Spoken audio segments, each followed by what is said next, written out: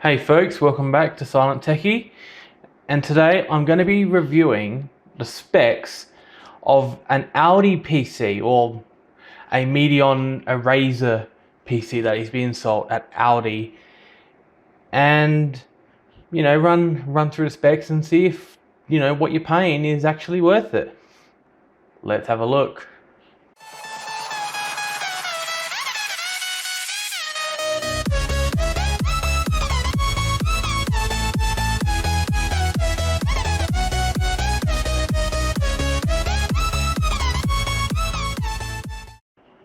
Alright, so I first contacted Aldi about 3 or 4 days ago when I learned that this PC was going to be on sale on Saturday the 19th, and I asked for a review unit so I could not only just test out the PC and the out-of-box experience for the first user, but just things like cable management and just choices like what PCIe slot did they put the 2070 in and things like that. So however, Aldi will not lend me a unit. They say it's their policy. I don't know, but either way, we can at least run through the specs and then check on Amazon to see if you're charging a massive, to see if you're being charged a massive fee for the pre-built. All right, so let's have a look first. So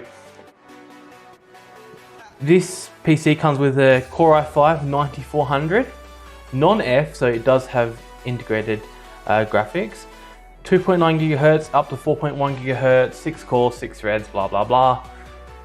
Decent CPU. It's the lowest end CPU of the i5 range in the 9th gen. So the highest i5 in the 9th gen is a 9600 or 9600K, and the lowest is a 9400. But either way, it's still a really good processor.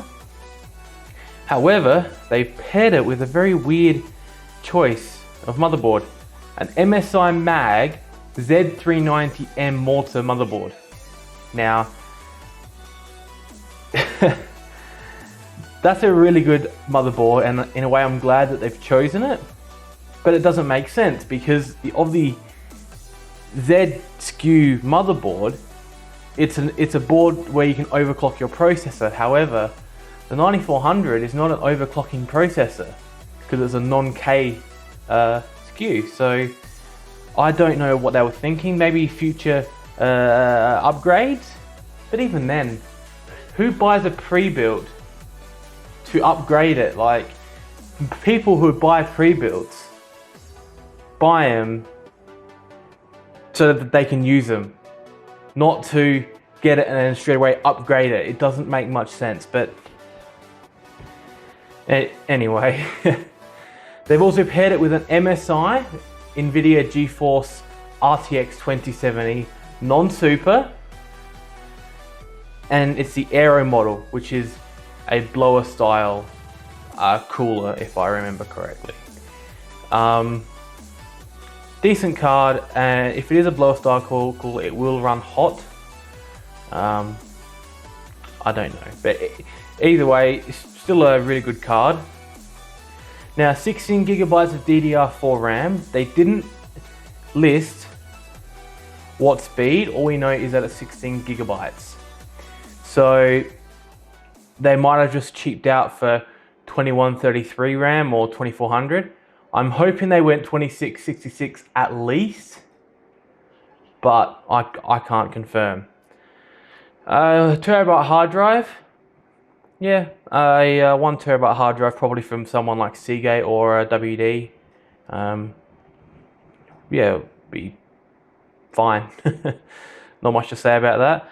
A 512 gig PCIe SSD. Now, I had to think about this for a second, because a few years ago, before the M.2 slot came into the mainstream, Intel used to ship SSDs that would slot into a PCIe slot, and from it you could get I think 256 gig to about 2 terabytes, if I remember correctly, a few years ago. But now, of course, the NVMe format, which is about this big, very small, and that uses the PCIe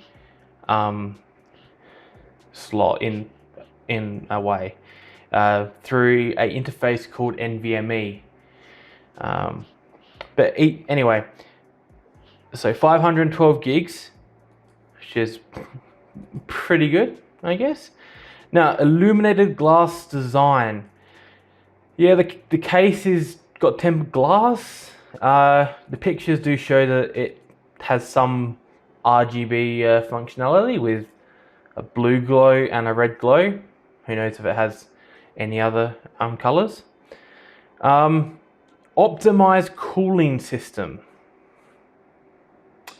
Yeah, I have no idea. All right, let's try and zoom in. All right, so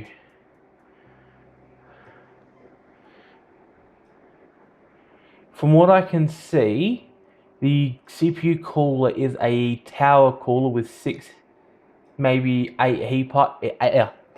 8 heat pipes, with some weird blue shrouding here. The power supply up top. Okay, I don't think I've ever actually seen this type of cooler before, but nevertheless, it's must be alright.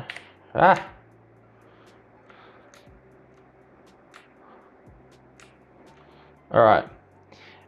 Network controller, gigabit LAN, which is on the MSI motherboard anyway, so I'd be shocked if it didn't have at least that. 8-channel high def audio. It's another motherboard feature.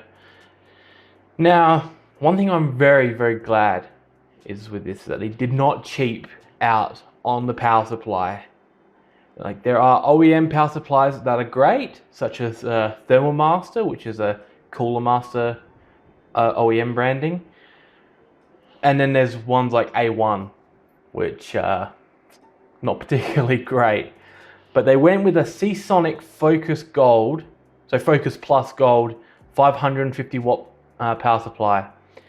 Seasonic is a very, very good brand, and the gold here tells us that it's going to be an 80 plus gold unit efficiency, so pretty damn good right there.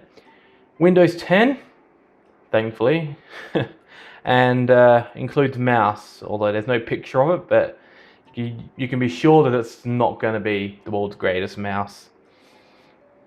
Alright, so along with this, they also released other things like a monitor, a curved monitor, 1440p, 144 Hz refresh rate.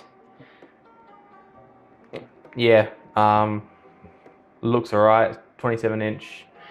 Doesn't seem like there's any FreeSync on it, so I personally wouldn't get it. They also released a keyboard, which I will try to get and do a review on. It uses mechanical Kailh switches with a blue shaft, or in other words, Kailh blues. Now, my Razer keyboard here, my Razer Black Widow 2013, uses cherry blues. So if I do manage to get this, I'm going to be looking forward to doing a comparison between cherry blues and Kailh blues. Anyway, a bit of RGB, blah blah blah. They also do a gaming mouse, which uses Omron switches, which not too bad, I guess. And they also do a headset, but that's just garbage. All right, so now what we're gonna do is hop over to amazon.com.au and try and piece together the same PC and just see what the cost comes out to be. So first on the list, we'll get our CPU with the i5 9400. I think think it's this one. I believe this one is a F SKU because as you see here, it says discrete graphics required. And Intel released an F SKU of their processors which do not feature an integrated GPU. So there's no Intel HD graphics at all. And that's why it says a discrete graphics required. These are normally a bit cheaper. So we'll chuck this in the cart. They go a bit cheaper, and it doesn't matter that we don't have the integrated GPU because we're going to have our own discrete GPU. So now we look up the MSI Mag Z390M mortar. It's almost like I've done this before. All right, yep, here we go, $221. Gotta admit, it does look like a really nice board. You can see it also supports 3 NVMe drives, although one might, or 3 M.2 slots, but I have a feeling one's is keyed differently for Wi-Fi. This, I can't show you, but this lowest one looks like it's got an E key, which is used for a wireless card. Yeah, got a couple of SATA ports, a USB 3.1 port, which is quite nice. Yeah, pretty good board. For $200, it better be. All right, so next we'll go for the MSI R-Tx 2070 Aero. All right, they only have the Aero ITX, it seems, which that one does have a fan on it. Okay, so let's just look at another MSI R-Tx 2070.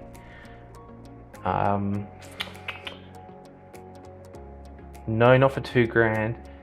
See, some of the 2070s have gone up in price because they're getting a little bit harder to find because of the release of the 2070 Super, which actually sell for cheaper most times. Not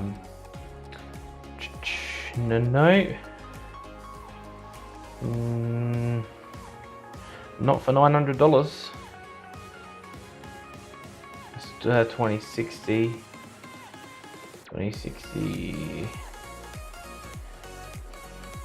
These are super cards.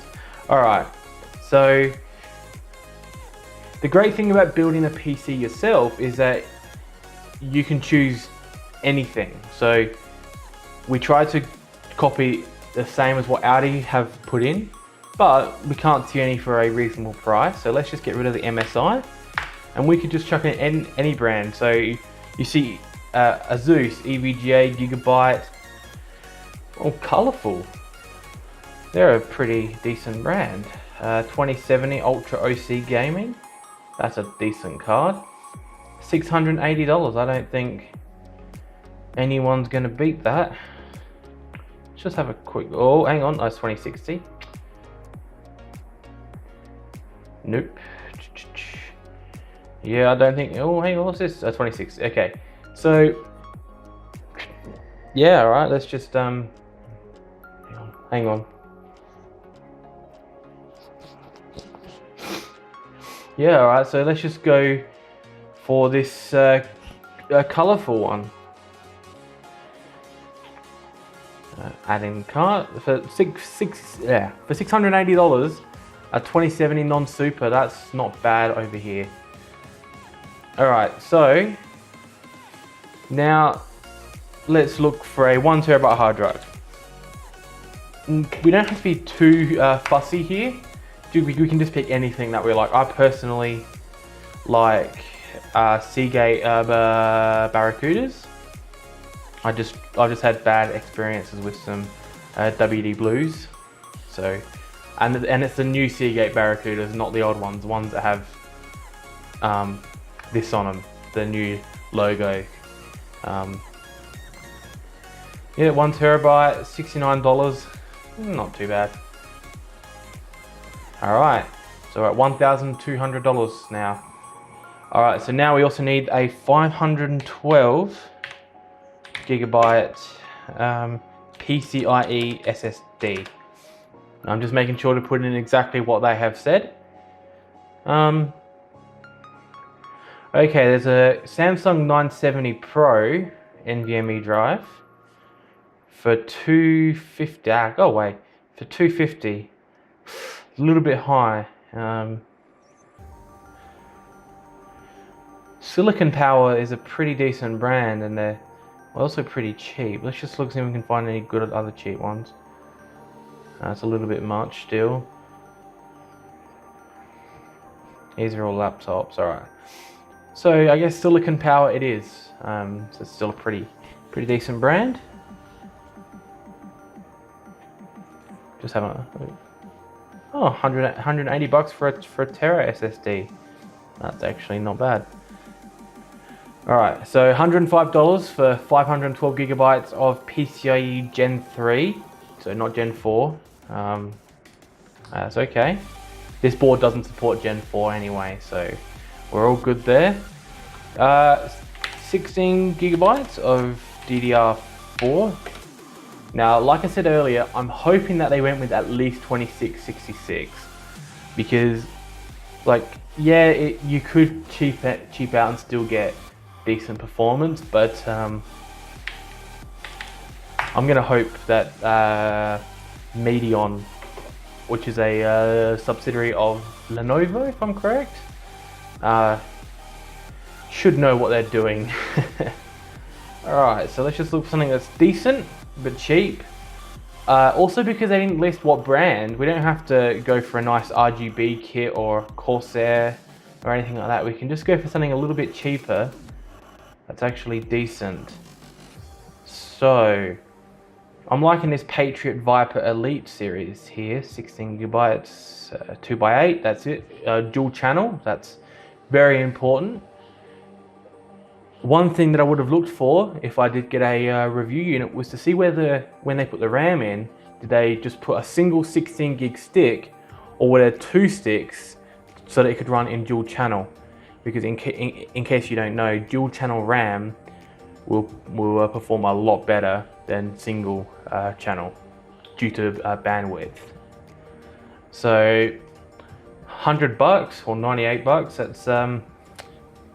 that's pretty nice, and it's got a pretty cool sort of like heat spreader on them. Right, add to cart. All right, so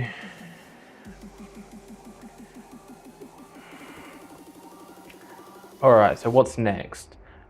A power supply. So let's look for the Seasonic Focus Plus Gold 550 watt. Now, I did look this up before. This has a slightly different product number than the one that is listed by Audi. One listed by Audi is SSR 550FX. This is SSR 550FM. From what I could see online, there's not really any difference. Seasonic is still a great brand.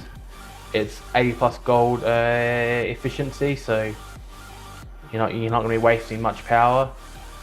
Semi-modular, which, hey, like it's not the end of the world. Yeah, really good unit. Only 130 bucks. A little bit more than probably I would want to pay, but that's okay. Now, for a cooler, we could go out and get something special like a Noctua NHD 15. Which is about 100 bucks or more.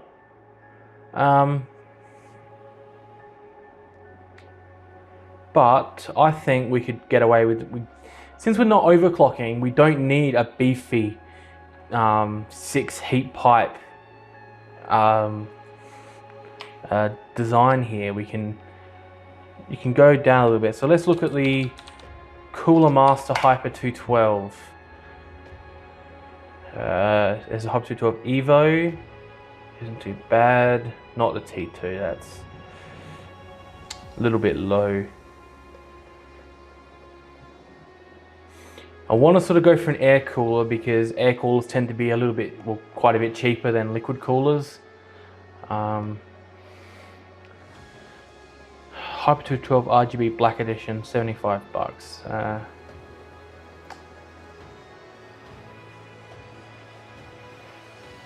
Alright, okay, I have a personal cooler that I use in my current rig. Here it is. I haven't seen it online much, but it's a Hyper H411R cooler. It's a pretty decent tower cooler, 4 heat pipes. Yeah, it's pretty dang good, and you can pick these up for about 30 bucks from Umart, MSY, places like that.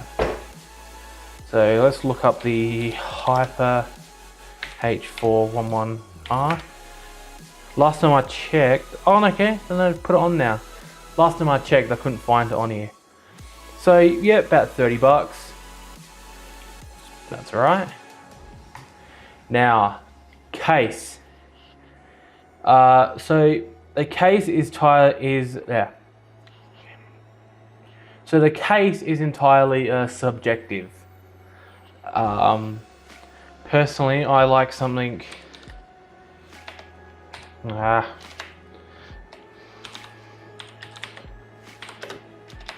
If I can spell today, that would be a great help. Corsair Crystal 280X. Alright, I give up. Alright, so personally I would choose this case. It's a case that I think looks really nice.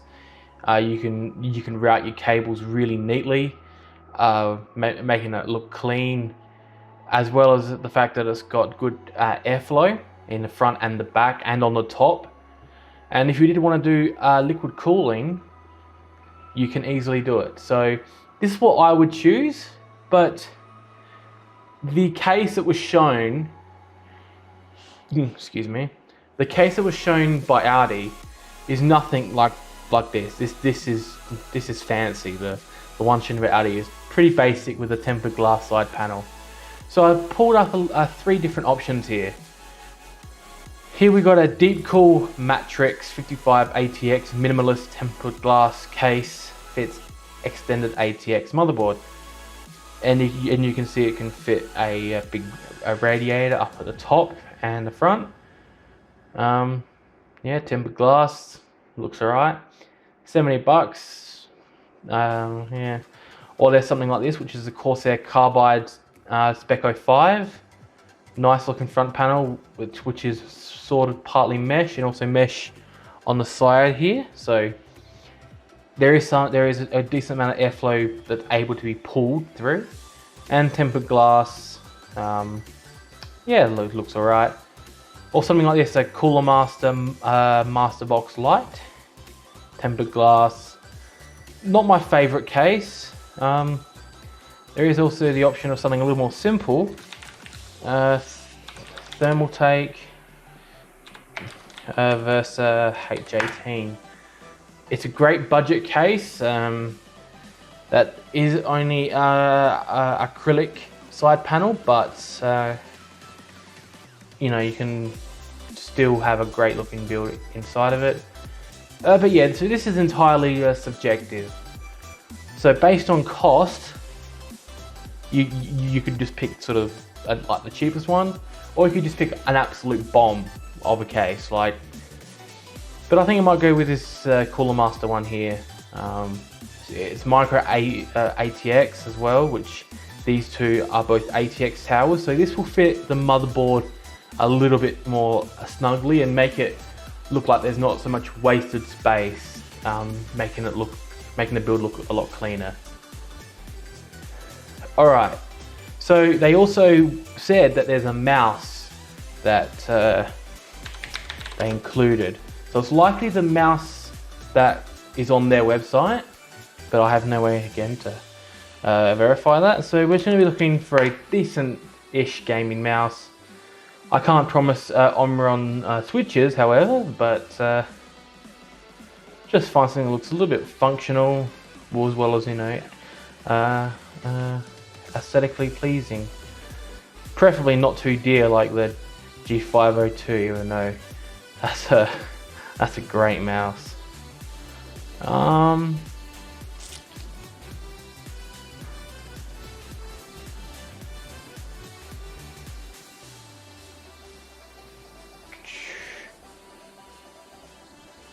Yeah, I'll pick this one, the G402. It's a little bit more than what I would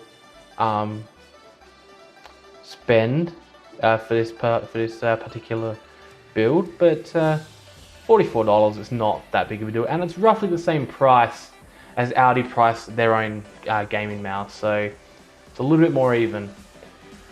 All right, now we're at $1,700. Now let's just check the cart to make sure we haven't missed anything. So we got case, cooler, power supply, RAM, storage, GPU, and motherboard and processor. All right, so we're currently at $1,700. All right, so the only thing that is left is a Windows 10 key. Now let's look at Windows 10 Pro, for example. That's a for the USB is $215, or just for a single use key it's $163. Yeah, that's a lot of money for a operating system. So what a lot of people do, myself included, go to various sites such as this one here, SCD Key, and you can buy a Windows 10 Pro OEM CD key, which is the same ones that Dell, HP, Lenovo, and various others that I'm not naming.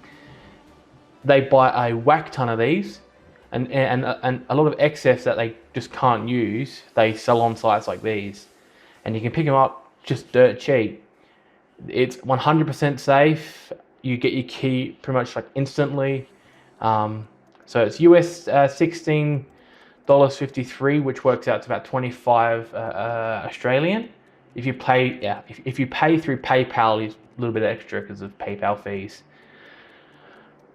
And yeah, so you can just chuck on an extra 25 bucks onto your cart here, making that 1,733, or you can chuck 163 bucks at it. It's personally your choice, but I would be going through SCD keys.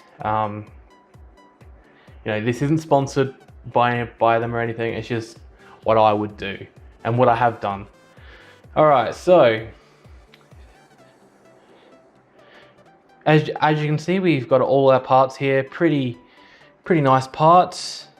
Haven't really cheaped out. We did get the cheapest RTX 2070, although this one you can see has a triple fan and a pretty beefy heatsink, so we're not really losing out here. The one change we could make would be to make that RTX 2070 a 2070 Super, which would give it more of the 2080 performance before that had its Super variant. So if we looked up RTX 2070 Super,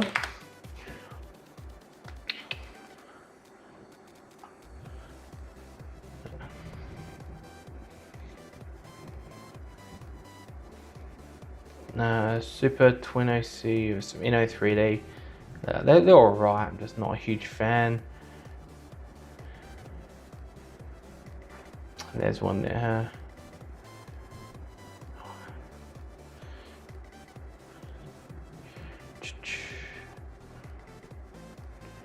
Alright, here we go. Here's a good one. Galax GTX GTX, RTX 2070 Super.